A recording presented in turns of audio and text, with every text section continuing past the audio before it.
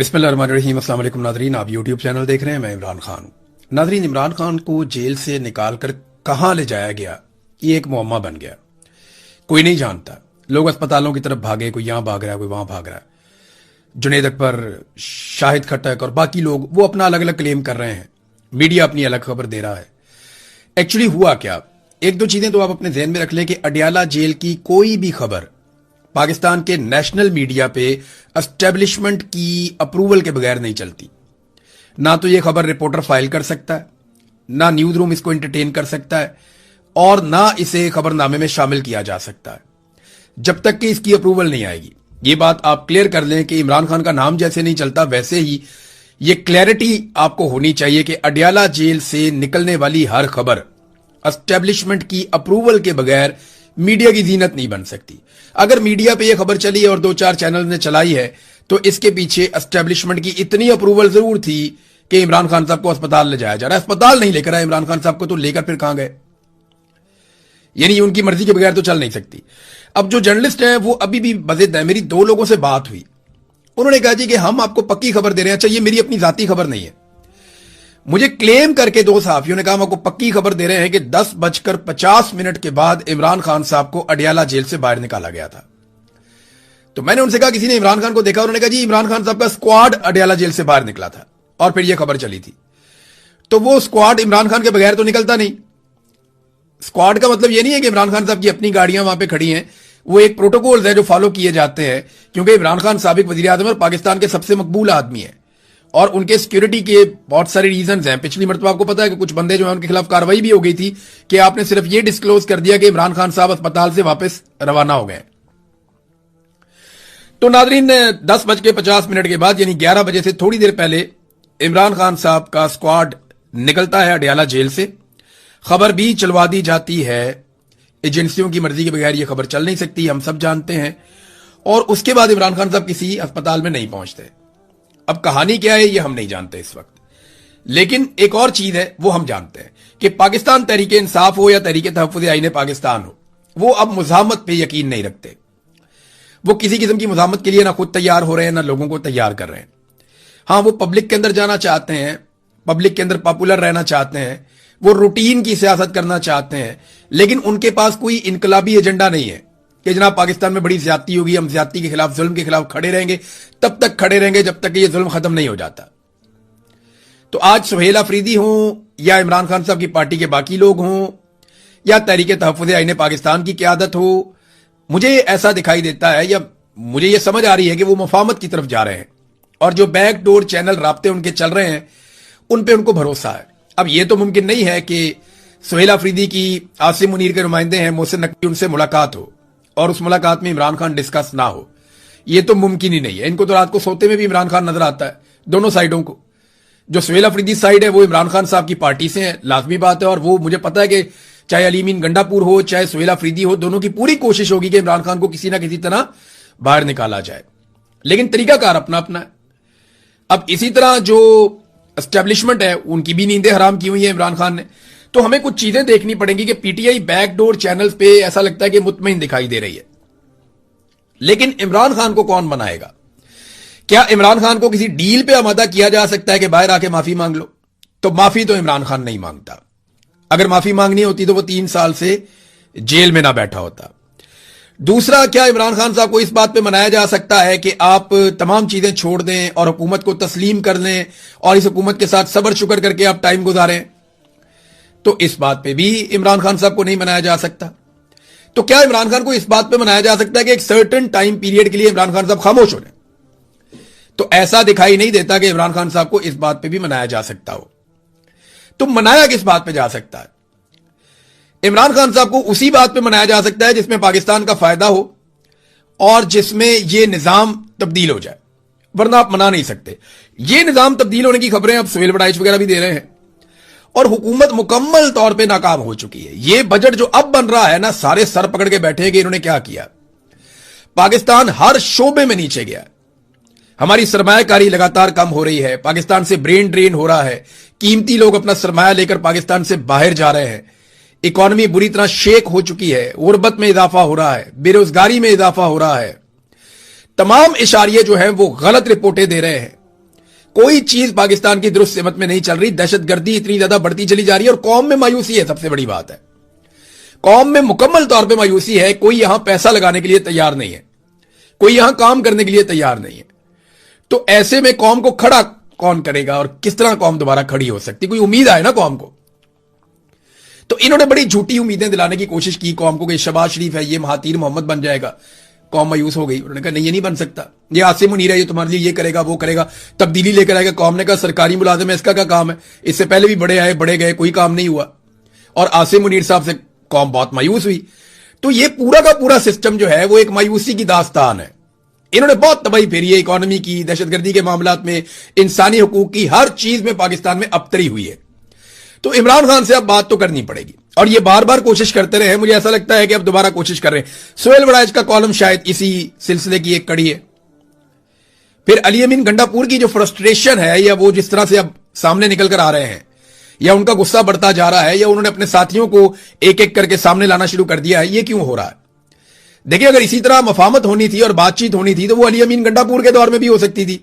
अब ये तकलीफ तो अली अमीन गंडापुर को रहेगी क्योंकि मुझे उन्होंने ये कहा था कि मैं इमरान खान को अपनी गाड़ी में बिठाकर जेल से बाहर लेकर आऊंगा। उनकी ख्वाहिश थी कि अली अमीन गंडापुर जाए और इमरान खान को अपनी गाड़ी में बिठाकर जेल से बाहर लेकर आए। अब अगर सुहेल अफरीदी के टाइम पे ये मुज़ाकरात हो रहे हैं या कोई बैकडोर चैनल राब्ते चल रहे हैं तो फ्रस्ट्रेशन अली अमीन गंडापुर की बढ़ जाना एक फितरी अमल है। ये मेरा एनालिसिस है इस सारी सिचुएशन के ऊपर। हम इस पे मजीद बात करेंगे। लेकिन खान साहब को जेल से निकाला गया, इस बात के ऊपर चंद सहाफी जो बड़े मोतबर है वो बड़े बड़े शोर शॉट है, वो कहते हैं ये बिल्कुल निकाला है। खान साहब जेल से बाहर गए, अस्पताल नहीं पहुंचे, कहां लेकर गए कोई पता नहीं है। बहरहाल बुशरा बीबी की फैमिली की भी मुलाकातें नहीं हुई। और वो मैं आपको एक और बात भी बता देता हूं, जेल में जब मुलाकात करवाई जाती है तो बाकायदा हलफ लिया जाता है। बुशरा बीबी से भी हलफ लिया जाता है, ये मुझे एक सोर्स ने बताया। और फैमिली से भी हलफ लिया जाता है कि आप बाहर आकर कोई बात नहीं करेंगे। और बुशरा बीबी से हलफ लिया जाता है कि आप इमरान खान के बारे में इनसे कोई बात नहीं करेंगी। ये अभी लास्ट जो एपिसोड हुए एक दो उनके अंदर ये हुआ। बहरहाल ये तो एस्टेब्लिशमेंट का अपना तरीकाकार है, वो बेचारे फंसे हुए बहुत बुरी तरह। पाकिस्तान तहरीक इंसाफ के लोग सोहेल अफरीदी धरना देने के लिए पहुंचे, वो जा रहे हैं जी असेंबली के बाहर कि जी बजट ठीक नहीं है तो हम धरना देने आ रहे हैं। भैया आपने बजट पढ़ा है? आपको पता है उसमें क्या लिखा है? आपको क्या मिलने जा रहा है, आपको क्या नहीं मिलने जा रहा? आप मुंह उठा के चल पड़े जनाब हमने जाके धरना देना है। आपकी पार्टी कहती है कि हमारे साथ एतमाद में भी नहीं लिया। और जब आप 200, 250, 500 बंदा लेकर आप जाएंगे तो इस्लामाबाद में आपको 10-15 पुलिस वाले रोक लेंगे। और यही हुआ। 26 नंबर चुंगी पे उन्होंने रोक लिया। वो फेस सेविंग थोड़ी बहुत देंगे और वापस छोड़ देंगे। ये क्या हो रहा है भाई? ये पाकिस्तान तहरीक इंसाफ अवाम की सबसे बड़ी पार्टी है। आपने आना, आप 2, 2.5, 3 लाख बंदा लेकर आए। 10,000, 5,000, 25,000 बंदे लाकर तो आपने देख लिया। सोहेल अफरीदी को इमरान खान ने इसलिए बनाया था वजीर आला कि ये 2, 4, 5 लाख बंदा इकट्ठा कर लेगा और ये नौजवानों का एक लीडर बन जाएगा और बड़े पैमाने पे नौजवान इकट्ठे होंगे। ये नौजवान आएंगे और सूरत बदल जाएगी, जैसे कश्मीर के अंदर इस वक्त दबाव बन रहा है। लेकिन ऐसा किया नहीं गया। नाज़रीन, थोड़ा कश्मीर के हवाले से भी बड़ी कंफ्यूजन फैलाई गई। मैं आपको बता देता हूं, झूठी खबरें चलवाई गई आधी रात को। कुछ बरतानिया से चली, कुछ अमेरिका से चली और बहुत सारी पाकिस्तान से चली। मैं आपको यह कंफर्म कर देता हूं कि अमली तौर पे जो प्रेस क्लब है, चाहे वो रावला कोट का है चाहे वो मुजफ्फराबाद का है, वो अमली तौर पे नाकारा हो गए, यानी वो काम नहीं कर पा रहे। वहां पे कुछ दोस्तों ने, बहुत करीबी दोस्त हैं, उन्होंने ये बताया, उन्होंने कहा जी कि हमें तो बाकायदा प्रेस क्लब के अंदर अब थ्रेट्स हैं, हम वहां नहीं जा रहे और हम रिपोर्टिंग नहीं कर सकते, हम किसी को सवाल नहीं पूछ सकते। ये खबरें खुद ही जारी करवाई जा रहे हैं और अपने बंदों से जारी करवा रहे हैं। ज्यादातर खबरें इस्लामाबाद से चलवाई जा रही हैं या जो पाकिस्तान के बाहर लोग बैठे हैं वहां से चलवाई जा रही हैं। इन खबरों का जमीनी हकायक के साथ कोई ताल्लुक नहीं है। खबर चलाई गई जी आधी रात को, धरना खत्म हो गया, सारे लोग चले गए, अब कोई वापस नहीं आएगा। खबर यह चलवाई गई कि जनाब धरना खत्म हो गया। लेकिन हकीकत क्या है वो जरा आप ये देख लें कि बारिश हुई थी रात को। कश्मीर में इस वक्त भी रात को बारिश हो जाए ना, रावला कोट के इलाके में तो बहुत ठंड हो जाती है। लोगों के पास कोई साहिबान तो था नहीं। तो यहां से जो लोग मूव हुए हैं, यहां पे एक बस टर्मिनल है बहुत बड़ा, चंद हजार लोग वहां पे मूव हो गए। कुछ लोग घरों के अंदर चले गए, लोगों के लोग जो मकामी हैं वो उनको अपने साथ ले गए। और 500 से 600 गाड़ियों की एक पार्किंग भी है वहां पे करीब में। ये बहुत बड़ी पार्किंग है, तो इसमें बेशुमार जगह है। तो वहां पे लोगों ने, हजारों लोगों ने वहां पे रात गुजारी। लोग वहां पे चले गए और एक ऐलान ये भी हुआ कि सिक्योरिटी की वजूहात हैं, क्रैकडाउन का भी खतरा है। तो लोग वहां चले गए और सुबह वापस आ गए। लेकिन जब सुबह वापस आए तो यहां एस्टेब्लिशमेंट के लिए पहले से बड़ा एक और सरप्राइज मौजूद था। जब ये लोग सुबह वापस आए तो इनके साथ खवातीन भी थी। अब आगे वाली सफों में हमारी बहनें कश्मीरी बैठी हैं, खवातीन बैठी हैं। पीछे वाली सफों में जो है वो कश्मीरी नौजवान और जो कश्मीरी शहरी हैं वो बैठे हैं। और अब खवातीन भी स्टेज से तकरीर कर रही हैं। एस्टेब्लिशमेंट के लिए नई मुसीबत बन गई। कश्मीर में खवातीन का एहतराम और उनकी रवायात बिल्कुल मुख्तलिफ हैं। वहां पे खवातीन नॉर्मली जलसों में, जुलूसों में इस तरह शिरकत नहीं करती, लेकिन इस वक्त वो भी इसके अंदर शामिल हो गई हैं क्योंकि खून बहाया जा रहा है। और खवातीन की शमूलियत के बाद जो एस्टेब्लिशमेंट है उसके पास ये चांस खत्म होता जा रहा है कि वो अब गोली चलाए, क्योंकि खवातीन पे गोली चलाना कश्मीर के अंदर ये फिर मामला बहुत दूर तक चला जाएगा, बड़ी मुसीबत बन जाएगी। लिहाजा खवातीन भी आ गई हैं। एस्टेब्लिशमेंट के लिए मुश्किलात मजीद बढ़ गई हैं। मैंने एक दो खवातीन की तकारीर भी सुनी और वही पिंडाल जिसके बारे में कहा जा रहा था कि ये हो गया वो हो गया, ये सेंट्रल ग्राउंड है वहां का, रावला कोट का, कि जनाब अब वहां कोई बंदा नहीं है तो वो पूरा का पूरा फिर भरा हुआ है। बड़ी पैमाने पर लोग वहां पर आकर बैठ गए हैं और अब एक नई हिकमत अमली है कि लोग वापस जाते हैं और फिर आ जाते हैं। यानी ये बात समझ आ गई है कि ये आसाब की लड़ाई है। कश्मीरियों को एक बात समझ आ गई कि ये आसाब की लड़ाई है, इसे ड्यूटी समझ के करना पड़ेगा। अपने काम पे जाओ वापस आओ, अपने काम पे जाओ वापस आओ, और बारी बारी यहां पे ड्यूटी दो। तो अब आप ये देखेंगे कि लोग डिस्पर्स हो जाया करेंगे, मुंतशिर हो जाया करेंगे और फिर इकट्ठे हो जाया करेंगे, और ये मुस्तकिल एक जलता हुआ टायर एस्टेब्लिशमेंट के गले में पड़ जाएगा। बैठ के बात करनी पड़ेगी, क्योंकि अभी भी देखें वहां पे आजाद कश्मीर में इंटरनेट, मोबाइल फोन, बहुत सारी सर्विसेज बंद की हुई हैं और क्रैकडाउन की तैयारियां की जा रही हैं। बल्कि ये खबरें दी जा रही हैं कि आज रात को कोई बहुत बड़ा क्रैकडाउन किया जाएगा। रात को सिक्योरिटी फोर्सेस के पास ये चांस था कि वो मैदान पे कब्जा कर लेते और वहां बैठ जाते, लेकिन नहीं कर पाए। मुझे लगता है कि जब दोबारा ये मैदान खाली करेंगे लोग तो सिक्योरिटी फोर्सेस आएंगी और वो इस मैदान के ऊपर कब्जा करने की कोशिश करेंगी। लेकिन जो भी होगा हम उसको रिपोर्ट करेंगे, आपको बताएंगे कि सूरत-ए-हाल कहां तक गई। बहरहाल अभी नाजरीन यहां पाकिस्तान में बजट पेश किया जा रहा है और बजट के हवाले से जो खबरें हैं वो आम आदमी के लिए फिर उसी तरह है जिस तरह हमेशा होती हैं। यानी बहुत कम पाकिस्तान में ऐसा हुआ कि आम आदमी को बेहतर बजट मिला। अब 18,000 अरब रुपए से ज्यादा का वफाकी बजट पेश किया गया। 4-5 चीजें मैं आपको बता दूं कि महंगाई जो बढ़ी है ना पाकिस्तान में, वो लगभग 200% बढ़ी है। 200% के करीब। यानी बिजली की कीमतें डबल से ज्यादा, गैस की कीमतें डबल से ज्यादा, पेट्रोल की कीमतें डबल से ज्यादा, और इनकी वजह से बाकी चीजों की कीमतें भी बढ़ गई हैं। आटे की जो बोरी 1100 रुपए की थी वो 3,000 के आसपास फिरती है। तो हर चीज की कीमत दुगनी से ज्यादा, 3 गुना 2 गुना ऐसे हो गई है। जबकि जो तनख्वाहों में इजाफा किया गया वो 7% और पेंशन में इजाफे की जो तजवीज है वो 7% है। यानी महंगाई लगभग 200% और तनख्वाहें और पेंशन बढ़ेगी सिर्फ 7%। तो गरीब आदमी का तो इन्होंने कचूमर निकाल के रख दिया है। एक और चीज है तरक्याती बजट। ये नाज़रीन वो सारी तरक्याती स्कीमें होती हैं जो आपके लिए बनती हैं, स्कूल, यूनिवर्सिटीज, अस्पताल, प्ले ग्राउंड्स, बहुत सारी फैसिलिटीज, बहुत सारे पुल, सड़कें, ये तरक्याती बजट इनके ऊपर होता है।